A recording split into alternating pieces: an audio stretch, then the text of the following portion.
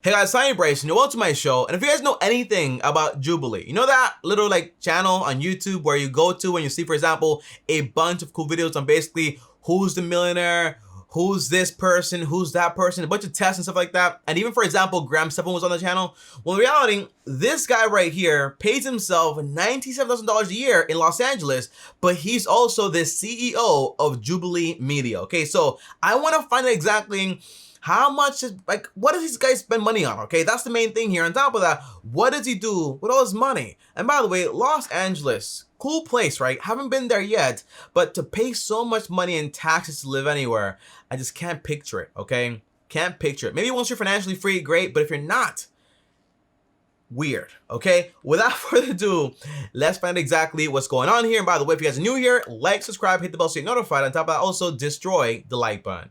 Without further ado, let's find out exactly what's going on here. Yeah, this is the guy that runs Jubilee Media. I had no idea though that Jubilee Media was actually a non-profit. Cool. 33 years old, and he pays himself $97,000. Here's how he spends his money. Now, there's a saying, you know, in LA, people spend a lot of money living this lifestyle they really can't afford. And, you know, the big thing with companies is basically you want to use a company to give you cash, to get financial freedom, and then you can build it up more and more and more. But if you don't pay yourself enough to get to financial freedom, it might be a problem. Millennial money. My name is Jason Wiley. Jason Wiley. I'm 33 years old. I make $97,000 a year, and I live in Los Angeles, California. Los Angeles, California. I am the founder and CEO. By the way, look at that chair, guys. The chair, the guitar, the little setup. Not that much going on there. For everyone that thinks you have to have like this massive office area and all this stuff, the guy's pretty simple, man. But then again, probably Los Angeles apartments, probably not that big either. So probably that's why too. Of Jubilee Media. Jubilee Media is a digital media company that creates content and shows and now. And by the way, they make great content. I love that channel. A lot of great content, especially like the money related ones. I love them a lot. Film and TV, and we hope that one day that Jubilee will become, you know, the Disney for empathy. Oh, that's awesome. That is awesome. I guess that'll be pretty cool. Having a mission plan is very, very important. I think I put my foot in this thing and I don't know how to get it out. Oh my God. I initially started by paying myself 30 grand. And the reason was because I wanted to make sure that it wasn't me taking money out of the business that would hurt the business.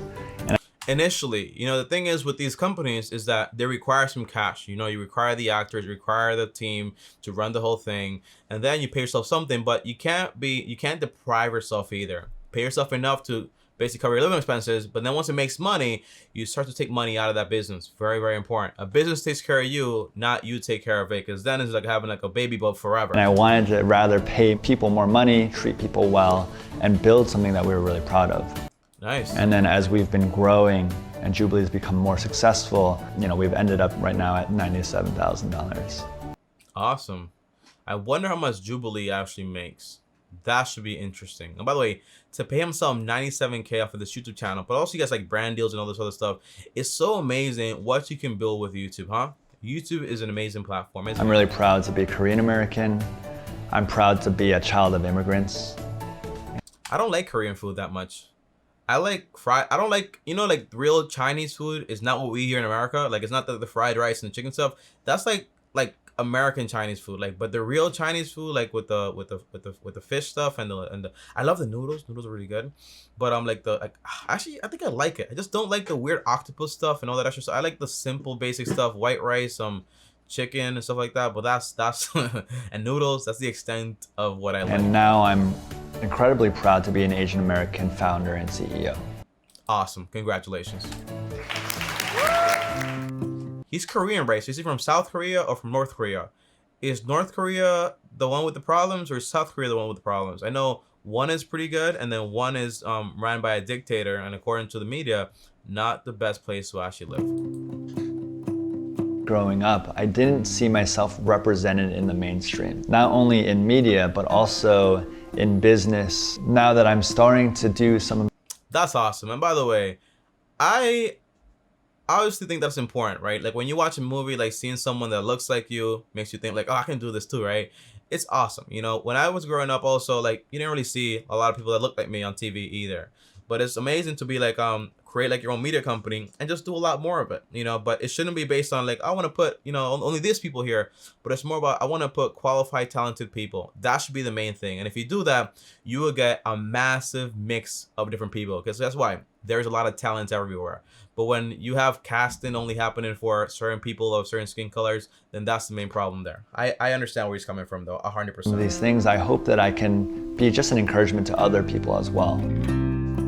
Awesome. Jason grew up in a low-income household for most of his childhood, which sometimes is amazing because it shows you and gives you a little adversity, which kind of like has you say, hey, I want to go out there and do something. And a lot of times when you grow up in that household, it's a lot of frugality. So it tells you how to like run money, you know, how to deal with money.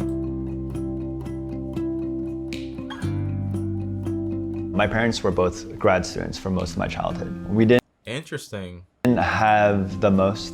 I think most evenings we were eating pizza or box dinners. Growing up in an... That's one thing though, right? Box dinners and pizzas, all that stuff. I get the whole grad students and stuff like that, but you know, pizzas are like what? Like then again, like this is like a long time ago. Like what, $10, $20? $10, $20. I think my mom didn't have that much money either, but we always had home cooked meals, whether it was just like rice and beans, beans and rice, that was it. I guess what? It's just a lot more healthy, you know. The point I'm making is basically all that happened to you, if you do find yourself, for example, when you can't like buy fancy things, just like buy that basic stuff, you know, rice, beans, some chicken, call it a day. Nutrition is very important. Cook at home, cook at home, cook at home, because usually always buying things outside is gonna be more expensive. In an Asian household, we really didn't talk about money. I think watching my parents, I saw that most parents don't, by the way. They were always really conscientious about money. Interesting. And by the way, the thing is that kids don't just hear what you're saying, but they see what you do. It's the most important thing. It's like me telling my kid, hey, save money, but he sees me spending all my money, you know. They look at what you do. And they did a great job of saving, but something that we never had an opportunity to talk about was what it meant to invest even. Yeah, same thing with my family. So my mom was great at savings. It comes from a scarcity mindset when you come from like a third world country usually, and that idea that you can lose everything at any moment, so you want to save it up. But it's so important to invest. Agreed. Nice dog. Now as I've It's a golden doodle, I think. I love those. Becoming an adult, it's something that I'm learning, and I learned in school, and I've learned through others, and I've started to recognize that this is something really important for us to learn. Awesome. Congrats, bro. Budget. Let's hear about it. If I hear that this guy, I think he's married, potentially, so maybe like 2 people. So if you have 2 people and, you know, $400 on food is enough. Maybe $350, you know. But if I hear $600 and going out to eat and all that stuff, it's just way too much money. We'll find out in a second, though. Jason and his wife, yeah, he is married. Melody living it together in a 1-bedroom apartment. 1-bedroom apartment in Los Angeles. So it's interesting, you know. Sometimes you want to trade like a house for a commute, like a 30-minute commute. But in this case, you know, you want to live in LA, like close to everything, and 1 bedroom though. 1 bedroom, your dog, and you have like a little office there. To think that in Puerto Rico you can get like what you get in LA, like a 5-bedroom house. It's insane. Their rent costs $2,800. It's ridiculous. I knew it. It's ridiculously stupid. Here's why though, right? It's so much money, by the way. But then again, I don't know how much Emily, his wife, actually makes. But you know, if you follow my rule, which says basically your shelter cost should not be more than 30%. Well, to get that much money divided by 0.33, you have to be making somewhere around $8,000 every single month. But tell me, he makes $95K. No, he doesn't make that money, because remember, he lives in LA. LA has crazy taxes. It's around like, for example, like $500 to like $5,500 every single month. So imagine this, right? It means that his wife has to make, for example, a lot more money. You know what I mean? So it's interesting, but such an apartment for a 1-bedroom is so crazy.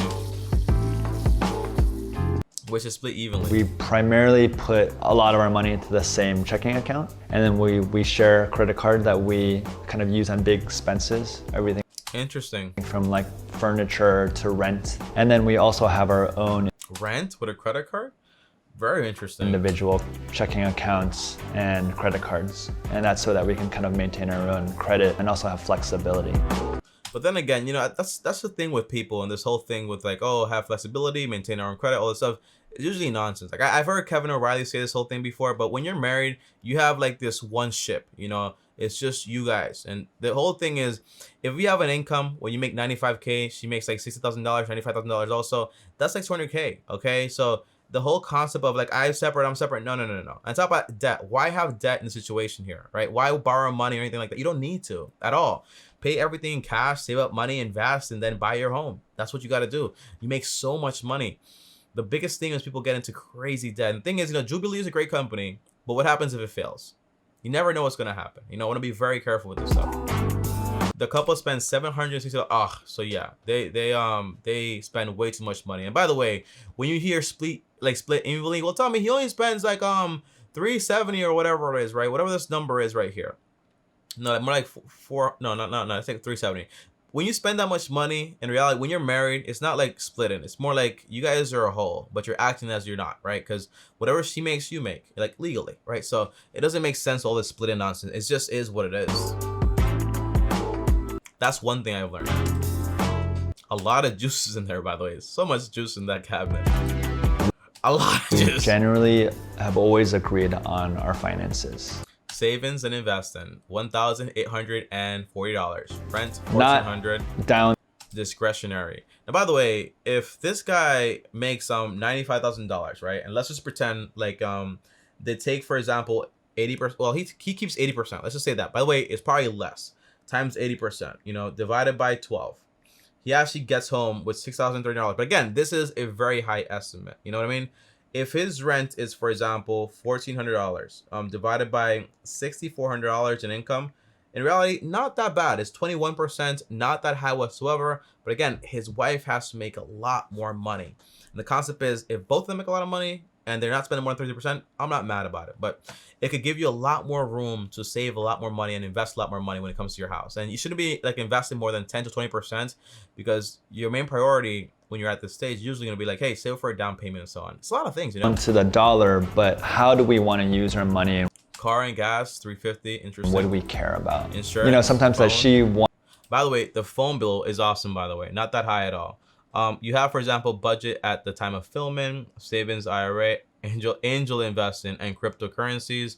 So it sounds like the thing is, when you hear these numbers, you don't know if this guy's investing $10 and investing the rest of the money in cryptocurrency and then like $1 in Roth IRA. So I can't really say anything, but I would use a 90-10 rule. 90% of things you understand for like your retirement, and then 10% for like the gambling of cryptocurrency, and also angel investing, which, by the way, angel investing is also very risky. You hear all the stories about Nas making all this money with like Coinbase, but it's not usually that common whatsoever. So be very careful. Donations, travel, hobbies, health, dental, awesome. Not bad.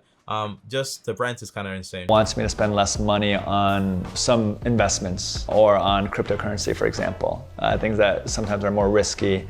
On the Very risky. other hand, she does financial news, so she's actually a lot more familiar with a lot of those things. Yeah, so it sounds like she's like a little bit more educated on personal finance than he is. Sometimes than I am. But what we generally say is anything that would cost more than $300 or $400, we definitely should chat about it beforehand. Interesting. After graduating from UPenn, University of Pennsylvania, I went there for a little like doctorate little thing. Pretty cool college, by the way. It's pretty awesome. Nice people, by the way, also. Jason worked in consulting and made 6-figure salary. Pretty awesome. And by the way, when you make 6 figures, it takes very little time to retire. But sometimes you can't do it, you know. And by the way, it's always gonna be there for this guy. You know, he can always go back to that job and make that money also. He was successful in what he did though, so that's awesome. I thought that is what it means to be successful, to be rich, would be to make over $100,000. I had spent my entire I agree that he thought that more money isn't always best. You know, working 80 hours a week and making that money, is it the best thing possible? The answer is no. If I only spend 40K and I make 50K, you know, why do I want more money for? If I can have the perfect life that I actually want to. The concept of like over consuming, it's a media thing, it's a marketing thing. Be very careful with all that stuff. Of high school and college career, my entire life. Oh, look, it's Barack Obama. That is awesome, bro. Congratulations on that. That's awesome. Working towards that goal. And then slowly, I think I realized that that's not necessarily what I wanted to do. Jason founded a nonprofit called the Jubilee Project in 2010. By the way, I've heard about the Jubilee thing maybe like 2-3 years ago. So to think it's been going on for that long, that is amazing. Congratulations, Jason. It takes a while, but success is awesome. Awesome. He worked nights and weekends with his brother and a friend on the project. What it sounds like to me that this guy was making money, and then he worked those jobs and so on to actually well, he did the Jubilee thing to actually work on it in the future, but he didn't quit his job just yet. So I like that so far. I wasn't like, I want to do this, I'm gonna quit my job. The answer is no. You wait a little bit. Oh, and he had like the whole like logo and everything back then. That's awesome. In 2012, Jason quit his job to pursue Jubilee full time. On it, okay. So was it making him any money? But he has savings though. Again, 100K, and he graduated fairly early, so he probably has some massive savings. You know, I'm really proud that we've built a really diverse company. And I think the reason why that was so important to me was because I knew what it felt like to be marginalized. I felt like I knew So this guy has like a higher purpose with this stuff. Interesting. what it meant to feel like a Oh, I've seen this lady before. She's always on the Jubilee episodes. I like her a lot. She's pretty cool. minority. And I wanted to make sure that people who were talented and smart and driven had the Agreed. Same thing as in the beginning, you know, talent and driven, all these things are going to give you a vast diverse of people, because there is a vast diverse of people out there. It's not just like a certain color or whatever it is, you know? opportunity, and that Jubilee was a place that people would be able to thrive. Awesome. Congrats. We were just looking at.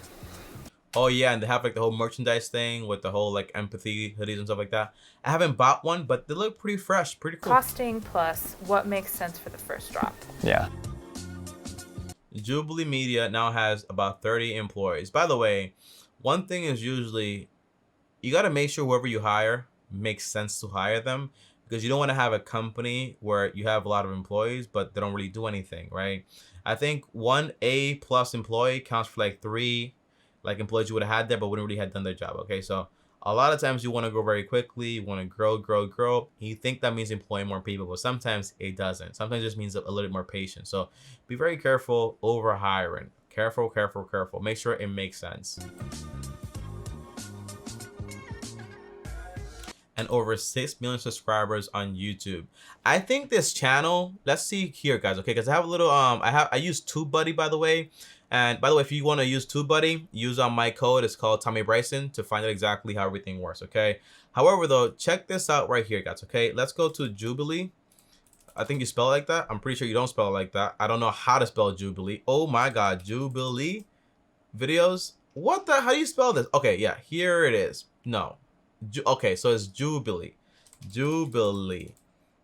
There you go. I think that should get, okay, Jubilee, right? So you click it right here, and it should tell me exactly how many views they get. They get around 22 million views every single month, which basically, if you guys don't know mathematics or how YouTube works, basically, it says usually you get paid, for example, in this case with this channel, maybe say like $10 per every 1,000 views, right? So you have 22 million views every single month divided by 1,000, right?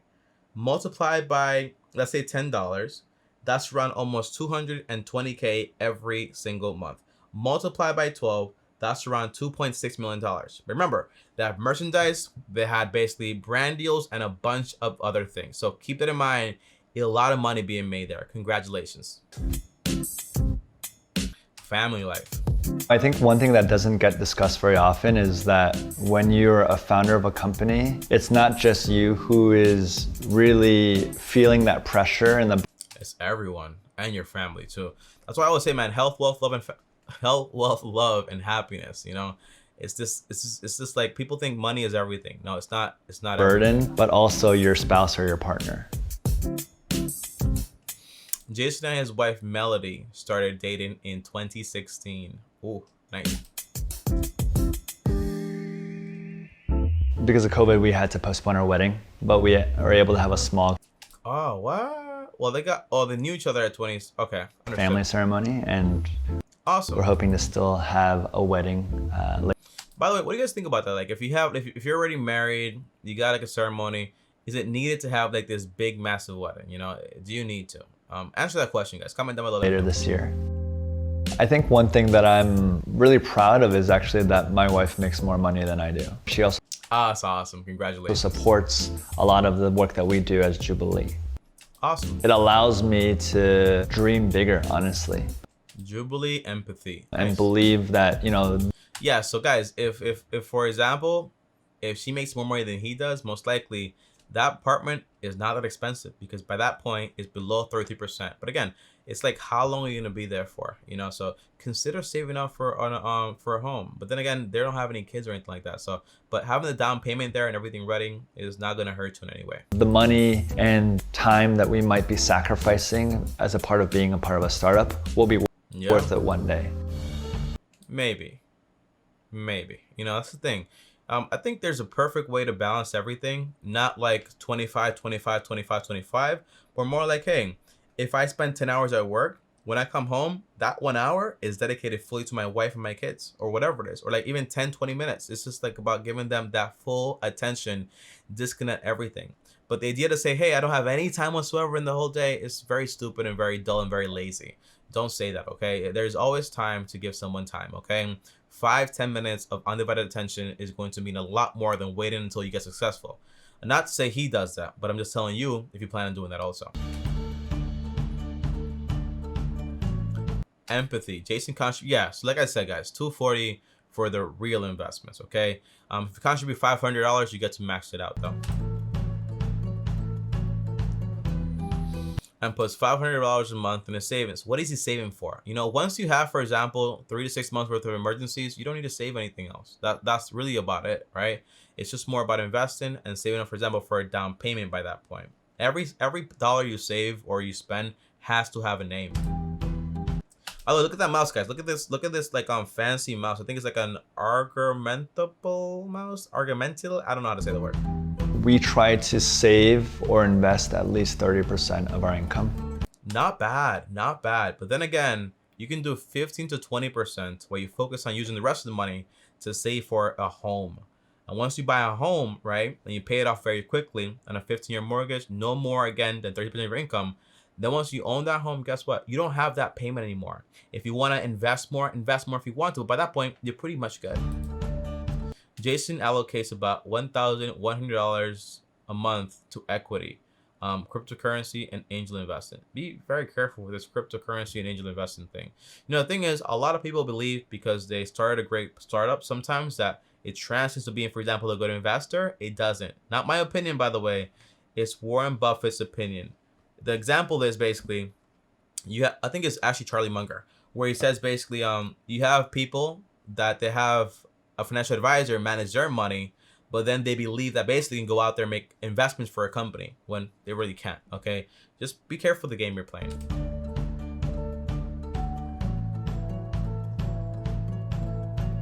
Our index funds and individual stocks, and then a portion into what I would call slightly more risky investments, everything from cryptocurrency to angel investments.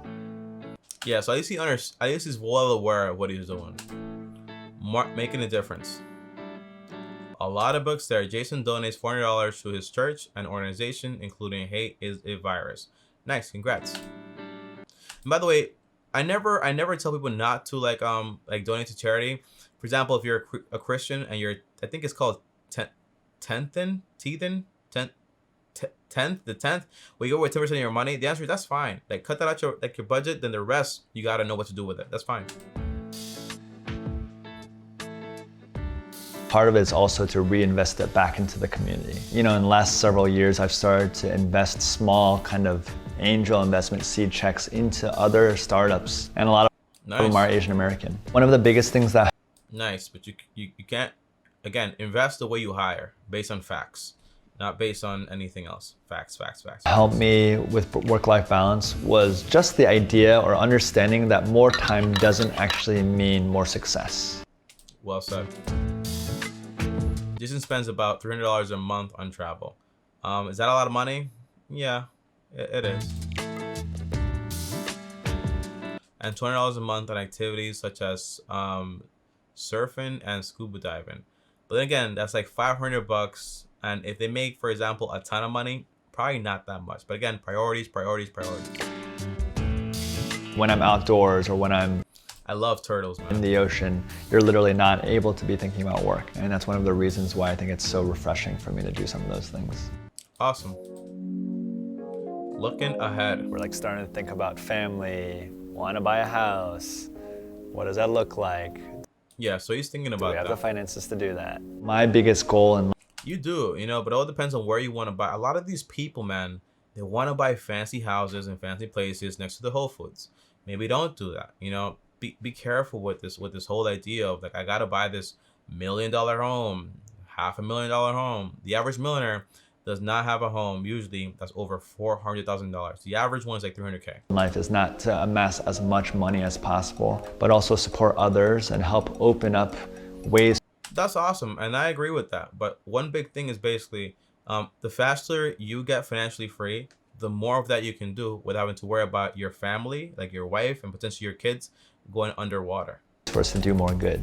I feel like transparency and authenticity is something that we don't see that often from a lot of startups or founders or Agreed. leaders. I know that I would have benefited so much from hearing about these conversations.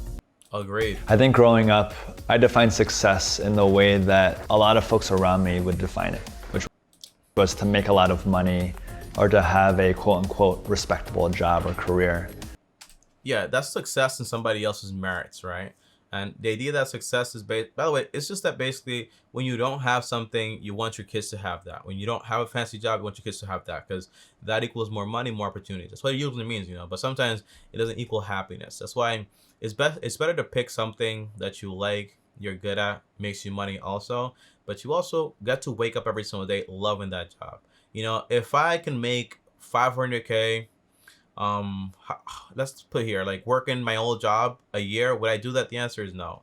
I like what I'm doing here on YouTube. You know, like I just love it. Of course, I want to make money. Of course, I want to be respected. But for me, I want to do it your way. Make a difference. And I want to make something that I'm proud of.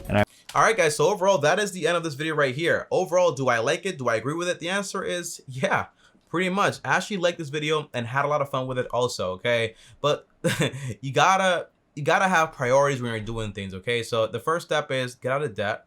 Second step is you save for emergencies and you might invest maybe like 5%, but no more. Once you have a full-blown emergency account, you start investing that 15 to 10%, 20% with your wife and so on, then you're good. You're pretty much in a very good spot. But then you start saving up for a home. The home you buy, make sure it's not this crazy expensive home, and get it also on a 15-year mortgage. That way you don't get the ability to buy this crazy expensive home and justify it based on the payments every single month, okay? The goal is to be a homeowner, not a home borrower for like the rest of your life, okay? See you guys tomorrow. Thanks for watching. Had a lot of fun here. Comment down below and what you thought. And by the way, any questions on any videos you're going to make, well, comment down below and let me know. And by the way, what would you do with $95,000, well, $97,000 every single year? Comment down below. That's not the question, okay? The question is, would you combine your finances with your wife or keep them like semi-separate? Comment down below. Let me know. Me personally, I'll combine them in full. Full.